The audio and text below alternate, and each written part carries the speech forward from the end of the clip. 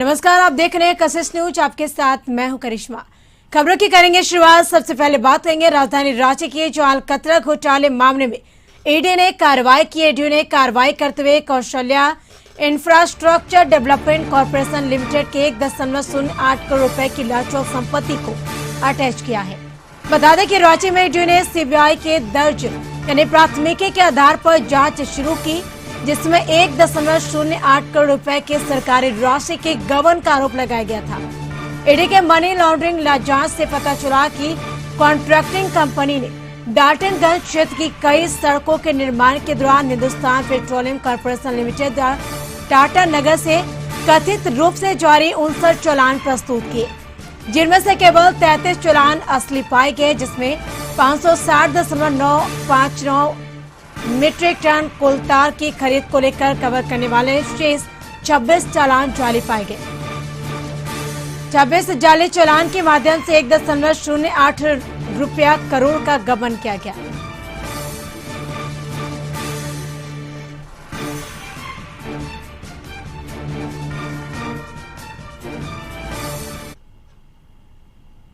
राज्य भवन में राज्यपाल द्रौपदी मुर्मू ने पारंपरिक व्यंजनों और जलप्रपातों पर पिक्चर पोस्टकार्ड का लोकार्पण किया।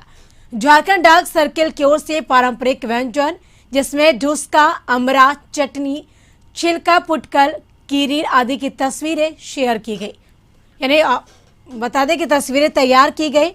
जलप्रपातों में सीता फॉल, मिर्चिया फॉल, परेवा घाट फॉल और सूगा बांध फॉल, लावा पानी फॉल, कांति फॉल को दिखाया गया।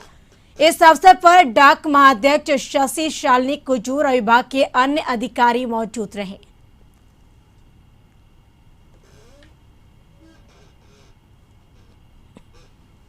रांची में इदारा-ए-शरिया का प्रतिनिधिमंडल राज्यपाल से मुलाकात करने राज्य भवन पहुंचा। उन्होंने राज्यपाल से आलिम और फाजिल को मान्यता देने की मांग रखी। वहीं प्रतिनिधिमंडल ने बताया कि झारखंड प्रदेश में 186 मदरसे हैं, जिनमें से महज 7 से 10 ही आलिम और फाजिल की तालीम देते हैं, लेकिन छात्रों को उसका लाभ नहीं मिल पाता और वे पीएचडी नेट की परीक्षा से वंचित रह जाते हैं। वहीं यूजीसी का लाभ भी उन्हें नहीं मिल पाता। मामले पर इदारा शरिया का कहना है कि बिहार और यूपी में जिस तरह से आलिम और फाजिल को मान्यता मिल गई, उसी तर्ज पर झारखंड में भी शेख भिखारी यूनिवर्सिटी बनाकर इन्हें एफिलेटेड किया जाए। वहीं जब तक ऐसी व्यवस्था ना हो तब तक रांची यूनिवर्सिटी के माध्यम से इसे टैग कर परीक्षा ली जाए।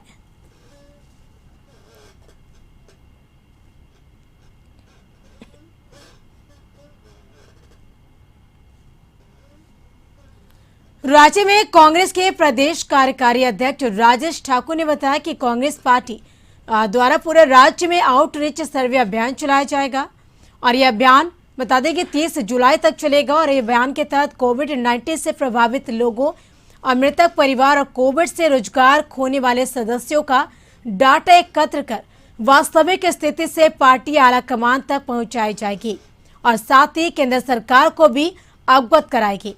वहीं कांग्रेस नेताओं द्वारा उन परिवारों को सरकारी लाभ दिलाने का प्रयास करेगी।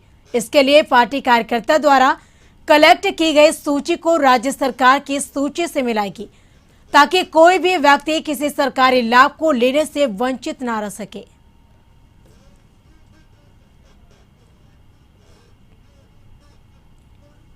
इसको आपदा महामारी मान लेते हैं तो उसमें 4 लाख रुपए देने का प्रावधान है। ये कोई नई बात नहीं है।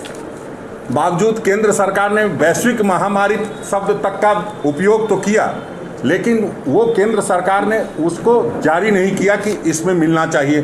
उसमें हमारा एक हिस्सा होता है 25% और 3 हिस्सा केंद्र सरकार का होता है।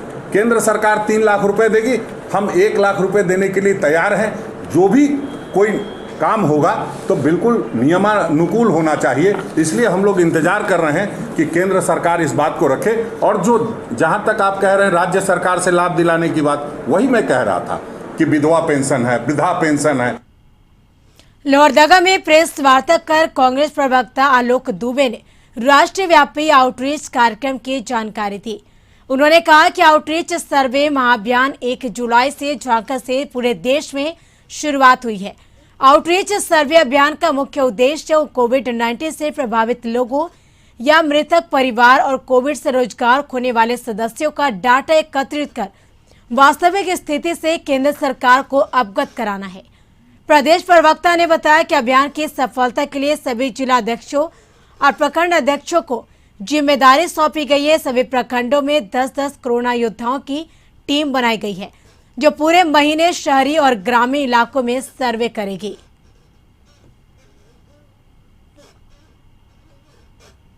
डेढ़ साल के पेंडेमिक का भारत और दुनिया में सबसे बड़ा आउटरीच सर्वे अभियान की शुभारंभ कल 1 जुलाई को हुई है। इस आउटरीच सर्वे अभियान का उद्देश्य यह है कि कोरोना संक्रमण में कितने लोगों का निधन हुआ है, सरकार से उनकी कितनी सहायता हुई है और उन्होंने कितना नुकसान सहा है, रोजगार गया, बेरोजगारी बढ़ी और उससे उनके परिवार के लोग प्रभावित हुए। यह भी पता करना है कि बहुत सारे लोगों के माता पिता का भी सर से साया उठ गया।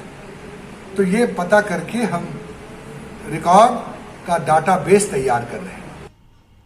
झारखंड उच्च न्यायालय में आज एक जनहित याचिका की सुनवाई करते हुए रेमडेसिविर कालाबाजारी मामले में चीफ जस्टिस मुख्य डॉक्टर रवि रंजन और जस्टिस सुजीत नारायण प्रसाद की खंडपीठ ने एक बार फिर नाराजगी जताई है। खंडपीठ ने ग्रामीण पुलिस अधीक्षक को इस मामले में सरकारी गवाह बनाए जाने पर नाराजगी जाहिर करते हुए कहा कि जब इस मामले की मॉनिटरिंग उच्च न्यायालय कर रहा तो अदालत को विश्वास में क्यों नहीं लिया गया। खंडपीठ ने सरकार से इस पूरे मामले की इन्वेस्टिगेशन रिपोर्ट और पूरे मामले का मूल अभिलेख मांगा है। झारखंड उच्च न्यायालय में आज माननीय मुख्य न्यायमूर्ति डॉक्टर रवि रंजन एवं न्यायमूर्ति सुजीत नारायण प्रसाद की खंडपीठ में रेमडेसिविर की कालाबाजारी से जुड़े स्वतः संज्ञान जनहित याचिका मामले पर सुनवाई हुई। माननीय खंडपीठ ने नाराजगी जाहिर करते हुए राज्य सरकार से यह जानना चाहा कि जब झारखंड उच्च न्यायालय इस मामले की मॉनिटरिंग कर रही है, वैसे में ग्रामीण पुलिस अधीक्षक को सरकारी गवाह बनाना झारखंड उच्च न्यायालय को बिना विश्वास में लिए यह कहां तक। राज्य के बुंडू अनुमंडलीय इलाके के विभिन्न थाना क्षेत्रों के नदी घाटों में लगातार कार्रवाई से अवैध बालू खनन और बालू ढुलाई मामले में पुलिस को सफलता भी मिल रही है। नक्सल प्रभावित इलाके के दशम फॉर इलाके के चुरगी नदी से बीती रात बड़ी मात्रा में बालू लदे टर्बो और हाइवा को जब्त किया गया। वहीं रात में जंगल और अंधेरे का फायदा उठाकर टर्बो और हाइवा चालक भाग निकले। पिछले 1 माह से लगातार सोनाहातू इलाके से डीवाडी इलाके से भी 250 से ज्यादा बालू डंपिंग मामले पर कार्रवाई की गई। सोनाहातू के बीडीडी से कल 2 यानी टर्बो को जब्त किया गया। रोहाई थाना इलाके के बसाहातू और राडू नदी घाट क्षेत्र और बंडू थाना क्षेत्र के बीचाहातू से भी अवैध बालू खनन और ढुलाई मामले पर कार्रवाई की जा रही है। बता दें कि 1 महीने से लगातार रांची एसएसपी के निर्देश पर नक्सल प्रभावित नदी घाट इलाकों में सघन छापेमारी अभियान चलाकर अवैध बालू खनन और डंपिंग और चोरी छिपे बालू की तस्करी पर कार्रवाई की जा रही है।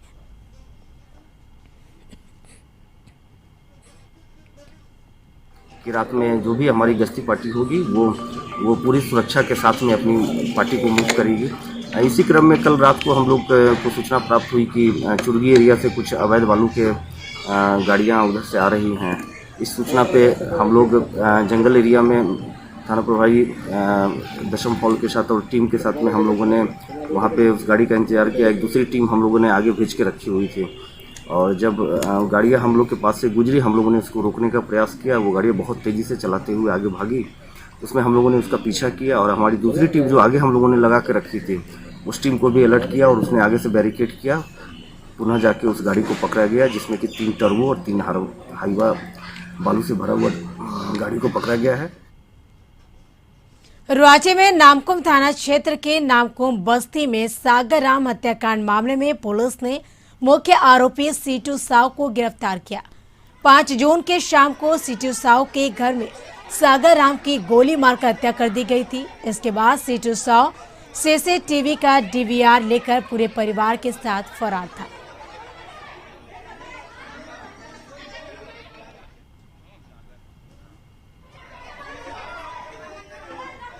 राज्य में कोरोना टीकाकरण में तेजी से लिए यानी केंद्र सरकार की तरफ से 60,000 वैक्सीन दी गई है।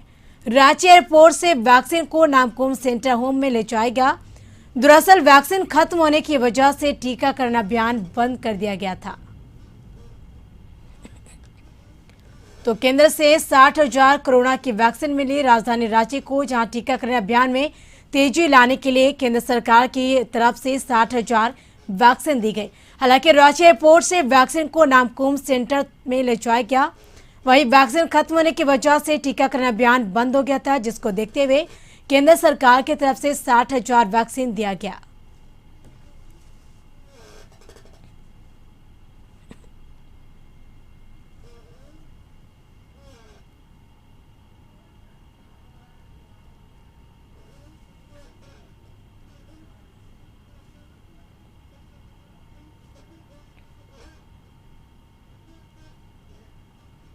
रामगढ़ डीसी संदीप कुमार ने पतरातू डैम पर बिकनी लेक रिसोर्ट का निरीक्षण किया।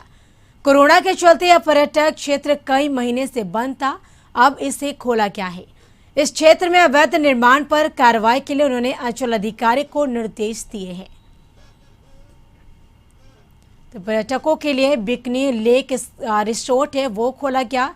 अवैध निर्माण पर कार्रवाई के बाद यह आदेश दिया गया। यानी रामगढ़ डीसी संदीप कुमार ने पतरातू डैम पर बिकनी लेक रिसोर्ट का निरीक्षण किया और कोरोना के चलते बता दें कि पर्यटक क्षेत्र कई महीने से बंद था और अब जाकर इसे खोला गया है।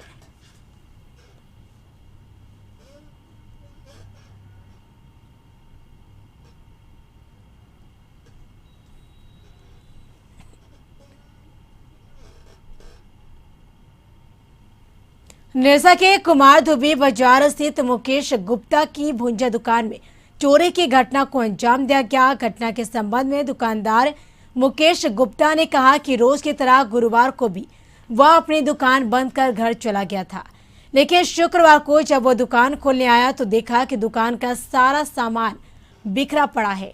चोरों ने पहले गोदाम के दरवाजे का ताला तोड़कर फिर दुकान में घुसे और रखे 60,000 नकद सहित 5,000 का सामान चुरा लिया। मुकेश ने घटना की लिखित शिकायत कुमार धुबी ओपी में की है। कुमार धुबी ओपी प्रभारी ने कहा कि लिखित शिकायत मिली है, मामले की जांच की जा रही है।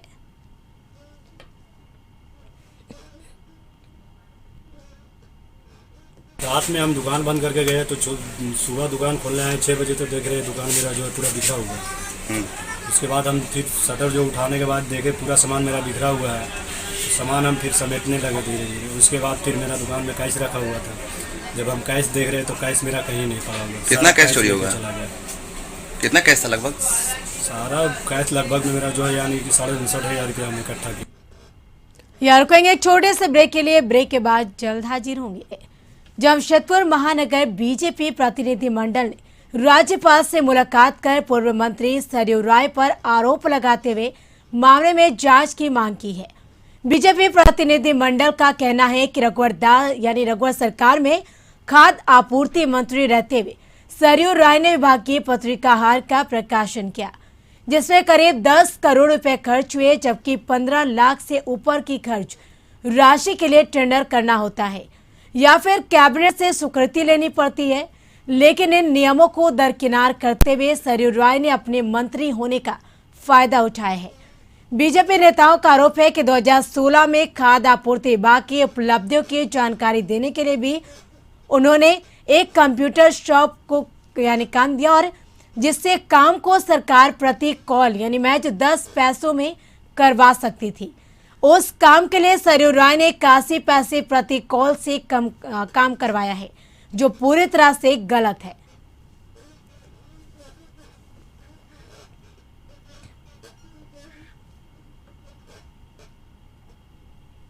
राज्यपाल से 2 बिंदुओं पर बात करने के लिए उनसे हम लोग मिलने गए थे। जमशेदपुर में जब जमशेदपुर पश्चिम के विधायक थे माननीय सरजू राय जी थे और मंत्री थे, खाद्य आपूर्ति मंत्री, तो उस समय उनके विभाग में कुछ अनियमितता पाई गई, जिसमें भारतीय जनता पार्टी करीब लगभग 8-9 महीने से इस मुद्दे को डीसी, एसपी और अन्य जगहों दिया है और माननीय महामहिम को आज देने का हम लोगों ने प्रयास किया है। भारतीय जनता पार्टी अनुसूचित जाति मोर्चा रांची महानगर की पहली कार्य समिति को रातू रोड स्थित गामा सिंह सभागार में आयोजित की गई। मौके पर भाजपा अनुसूचित जाति मोर्चा के प्रदेश अध्यक्ष और विधायक चंदन क्यारी अमर कुमार बावरी ने कहा कि भाजपा अनुसूचित जाति मोर्चा प्रधानमंत्री नरेंद्र मोदी के नेतृत्व में नए भारत के निर्माण में अग्रणी भूमिका निभा रही है। कोविड काल में गरीब जरूरतमंदों की मदद करने से लेकर अंत्योदय के महान लक्ष्य की प्राप्ति के लिए भाजपा अनुसूचित जाति मोर्चा के कार्यकर्ता लगातार कार्य कर रहे हैं। उन्होंने कहा कि जब से राज्य में हेमंत सोरेन की सरकार आई है, तब से राज्य की अनुसूचित बता दें कि अनुसूचित जाति महानगर की पहली कार्य समिति बैठक में राज्य विधायक पूर्व मंत्री सीपी सिंह, भारतीय जनता पार्टी अनुसूचित जाति के प्रदेश प्रभारी वृक्ष मोहन राम और भारतीय जनता पार्टी अनुसूचित जाति मोर्चा के राष्ट्रीय मंत्री समेत कई नेता शामिल हुए।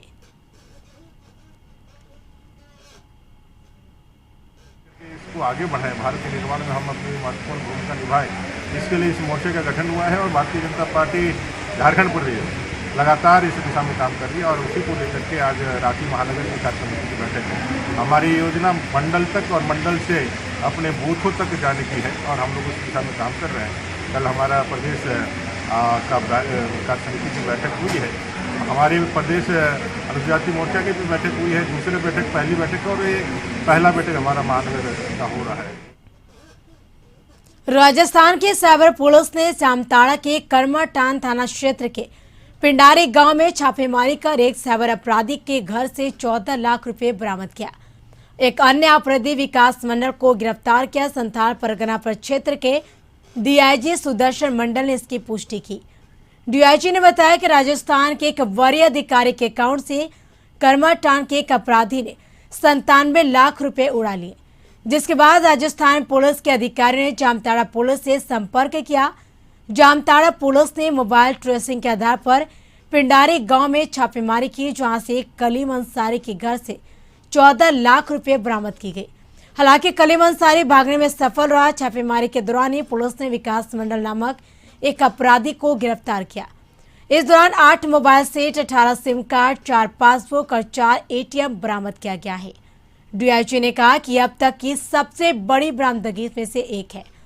उन्होंने कहा कि मामले का उद्भेदन करने वाले पुलिस पदाधिकारियों को सम्मानित किया जाएगा। राजस्थान पुलिस द्वारा इंफॉर्मेशन दिया गया कि पिंडारी गांव जो कर्माटार थाना क्षेत्र में पड़ता है, वहां पर राजस्थान के किसी व्यक्ति के अकाउंट से पैसा निकाल लिया गया है, साइबर फ्रॉड हो गया। ये सूचना उपलब्ध कराने पर यहाँ टीम गठित की गई। उसी साइबर थाना हरिंदर राय और अन्य लोग जो थे, उनके द्वारा वहाँ पर कलीम अंसारी जो पिंडारी गांव का था, उनके घर पर छापामारी किया गया। छापामारी के दौरान कलीम अंसारी भागने में सफल हुआ। विकास कुमार मंडल जो है उसे गिरफ्तार किया। जमशेदपुर के जुगसलाई थाना स्थित गणगौर स्वीट्स के 3 मंजिला अपार्टमेंट में अचानक आग लग गई। इसमें मिठाई और फर्नीचर की जलकर राख हो गया और गणगौर स्वीट्स के कर्मचारियों ने आग बुझाने की कोशिश की, लेकिन आग पर काबू नहीं पाया जा सका। सूचना पर पहुंचे दमकल विभाग और टाटा स्टील की 5 गाड़ियों ने आग पर काबू पाया। ये आग लग गया था लगभग 2:30 बजे रात में सूचना मिली, तो हम लोग आए, फिर फायर ब्रिगेड को बुलाया गया। अभी काबू लगभग पाया गया है, पूरी तरह से बुझा नहीं है। अभी लगे हुए हैं फायर ब्रिगेड और हमारे पुलिस फोर्स। अग्निशमन विभाग की कितनी गाड़ियाँ पहुँची है सर? अभी तक तो 5 गाड़ियाँ पहुँच चुकी है। क्या लग रहा है, कंट्रोल हो जाएगा ना? लगभग काबू में अभी तक। बागमारा के तोपचांची थाना क्षेत्र के मौली डी उर्फ रानी डी में भूमाफियाओं द्वारा चिमनी भट्टा को डायनामाइट से उड़ा दिया गया। इसकी सूचना तोपचांची थाने में दे दी गई, लेकिन अभी तक कोई कार्रवाई नहीं हो पाई है। ऊपर से वह माफियाओं द्वारा पीड़ित परिवार को आए दिन धमकियां मिल रही। पीड़ित प्रदीप गोप ने एसएसपी से भी गुहार लगाई, लेकिन अभी तक पुलिस प्रशासन ने भू माफियाओं के खिलाफ कोई कार्रवाई करती नजर नहीं आ रही है।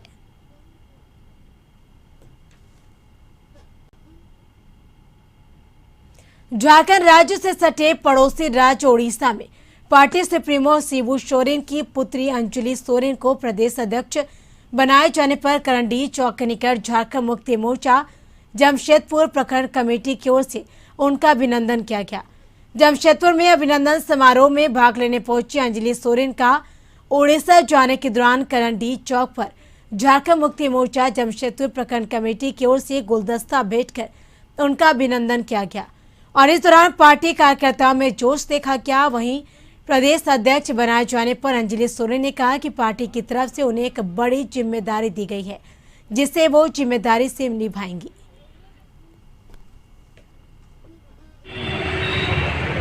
हम अभी 2 साल से वहीं पर हैं। लोकसभा भी हम लड़ चुके हैं, अब महिला मोर्चा के अध्यक्ष भी रह चुके हैं और अभी तो हमको प्रेसिडेंट बनाया गया है। आने वाले समय में हम सब मिल करके वहाँ का संगठन को मजबूत करेंगे और इसी तरह से जीत हासिल करेंगे। झारखंड के पूर्व मुख्यमंत्री रघुवर दास और उनके सहयोगी चॉकलेट घोटाला में फंसते जा रहे हैं। कशिश न्यूज की पड़ताल शुरू। चॉकलेट घोटाला का मामला कुछ और ही निकला। कशिश की जांच में यह बातें सामने आई कि चॉकलेट के नाम पर बिस्किट की खरीदारी हुई। वैसे इस मामले में जब कशिश न्यूज के सवालों पर वाणिज्य कर विभाग के अधिकारी ने कहा कि जब चॉकलेट की खरीदारी का मामला सामने आया, हमने पूरे मामले की तफ्तीश शुरू की और बाद में पता चला कि भालूवासा का रहने वाला कमलेश अग्रवाल ने जिस जगह से चॉकलेट की खरीदारी की थी वहां चॉकलेट का रिकॉर्ड ही नहीं, वहां पर कमलेश अग्रवाल के नाम पर बिस्किट का रिकॉर्ड है और ऐसे में वाणिज्यकर विभाग ने कमलेश पर 17 लाख का पेनाल्टी लगाया है। इससे पहले पूर्व मंत्री सरयू राय ने साफ कर दिया था कि राज्य स्थापना दिवस के नाम पर पूर्व मुख्यमंत्री रघुवर दास ने चॉकलेट, टोपी और गंजी का वितरण किया था, लेकिन इसको लेकर ना तो बजट में पास की गई और ना ही मामला कैबिनेट में ही रखा गया और करोड़ रुपए की खरीदारी बिना आदेश के कर ली गई। कहा जा रहा है कि इस खेल में अकेला कमलेश अग्रवाल ही नहीं, पवन अग्रवाल सहित कई लोग शामिल हैं।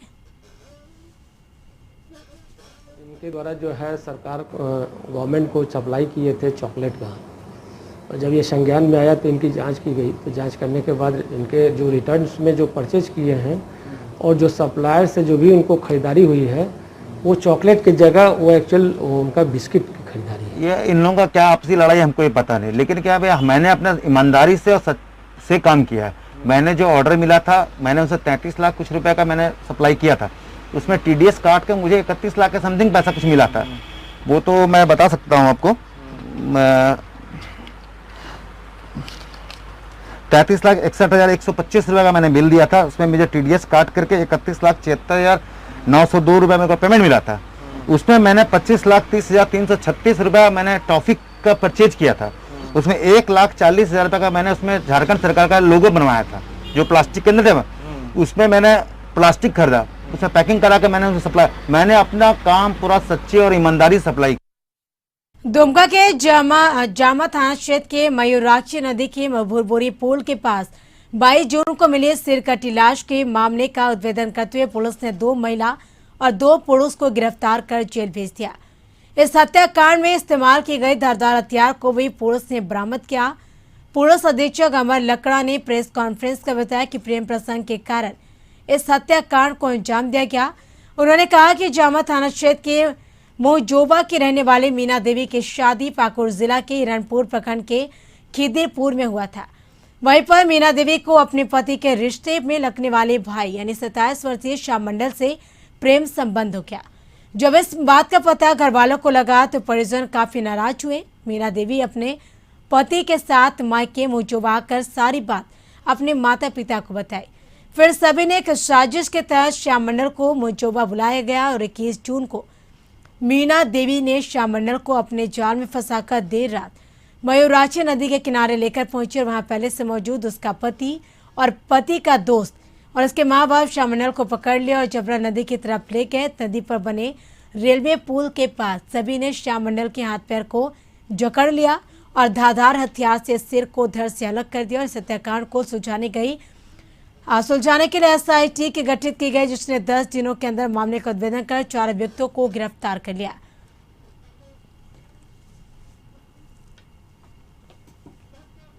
अज्ञात का शव मिला था, जिसका सर जो अलग जगह में मिला और उसका जो धड़ है अलग जगह में, वो नदी में इसको फेंका गया था। हमारी छोरियां छोरों से कम है कि इसी डायलॉग को चरितार्थ करिए 15 वर्षीय पहलवान चंचला कुमारी विदेशी पहलवानों को धूल चटाने के लिए लगातार पसीना बहा रही है। विश्व कुश्ती चैंपियनशिप में फतेह हासिल करने के लिए इन दिनों भारतीय कुश्ती टीम की सदस्य झारखंड और मांझी की रहने वाले चंचला कुमारी JSSPS के रिंग में खूब पसीना बहा रही है। लगातार प्रशिक्षकों की ओर से उसे प्रशिक्षित किया जा रहा तमाम दांव पेच को लेकर प्रशिक्षक उन्हें और मजबूत करने में जुटे हैं। देश भर के पहलवानों को पछाड़कर दिल्ली में आयोजित चयन ट्रायल में और मांझी के सुदूर ग्रामीण क्षेत्र में रहने वाली JSSPS के प्रशिक्षु चंचला कुमारी का चयन भारतीय कुश्ती टीम में हुआ है। पूरी कोशिश कर रही हूँ, वो जो ये वर्ल्ड चैम्पियनशिप होने वाली है उसमें मैं अपना पूरी मेहनत करूँगी और उसमें मैं चाहती हूँ कि उसमें मेडल लेके आऊँ। इन 9 दिनों का जो प्रशिक्षण रहा वह कैसा रहा? बहुत अच्छा सर, बहुत अच्छा ट्रेनिंग दी जा रही है हम लोगों को इसमें, क्योंकि मैट नहीं था घर में और इसमें मैट पे हो रही है तो बहुत अच्छा होता है। जी, ये कैंप स्पेशली चंचला के लिए लगाया गया है ताकि वो अपना विश्व स्तर में अच्छा प्रदर्शन कर सके और उसकी ट्रेनिंग अच्छी चल रही है। वो लड़कों से ट्रेनिंग करती है, लड़कियों से भी ट्रेनिंग करती है और उसका हर दिन का ये ट्रेनिंग बहुत अच्छा होते जा रहा है। जी, झारखंड के लोग ऐसे बहुत मजबूत होते हैं, लेकिन यहाँ पे कुश्ती का उतना माहौल नहीं था पहले, लेकिन जब से JSSPS आया है और हमारे जो वो सीनियर कोचेस। इसके साथ इस बुलेटिन में फिलहाल इतना ही। आप बने रहे कशिश न्यूज के साथ। नमस्कार।